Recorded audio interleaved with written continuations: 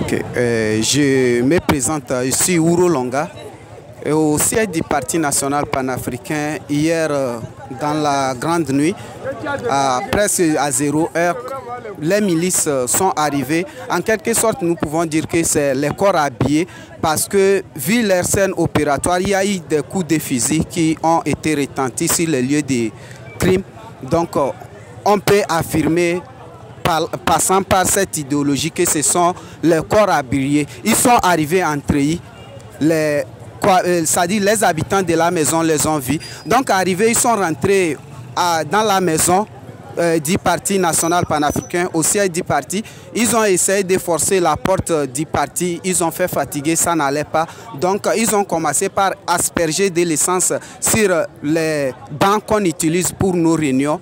Donc, et ils ont jeté certains bidons à la maison.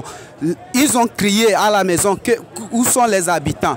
Donc les habitants qui étaient dans la maison se sont acculés dans leur chambre. Ils n'ont pas essayé de faire du bruit voyant ce qui s'est passé.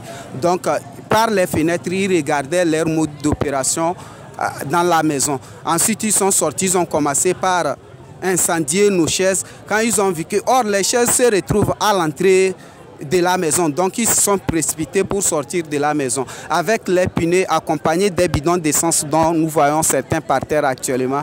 Ils ont brûlé certaines boutiques qui sont au rez-de-chaussée de notre immeuble, épargnant une autre boutique au beau milieu, c'est-à-dire des boutiques qui sont au rez-de-chaussée. Donc cela nous interroge. Pourquoi avoir utilisé l'essence pour brûler toutes ces boutiques au rez-de-chaussée et épargner une boutique qui est au milieu? Il y a une maison aussi qui est collée à l'immeuble du Parti national panafricain. Cette maison aussi a été saccagée. Ils ont forcé l'entrée même là-bas. Ils ont brûlé au niveau de leur garage certaines de leurs matériaux qu'ils ont déposés là-bas, les bidons, je ne sais pas ce que cela contient, tout a été brûlé. Il y a un atelier d'une coiffeuse, c'est la maisonnière en quelque sorte. C'est-à-dire son atelier a été incendié, tout a été consumé à l'intérieur de l'atelier. C'est son enfant même qui est gravement atteint actuellement. La dame est au CHU Sylvanis Olympio.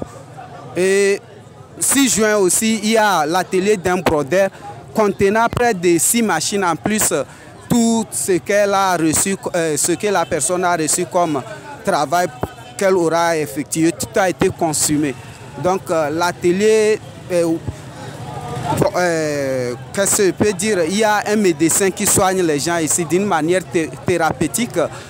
Sa demeure aussi a été complètement brûlée, rien n'a été épargné. Donc c'est ce qui s'est passé actuellement au siège du Parti national panafricain.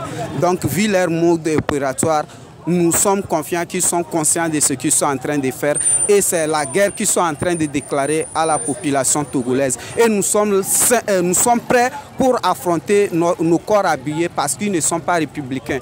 Donc nous aussi, nous sommes prêts pour les affronter, vaille que vaille, pour déboucher à la libération de cette nation. Je vous remercie. Merci beaucoup.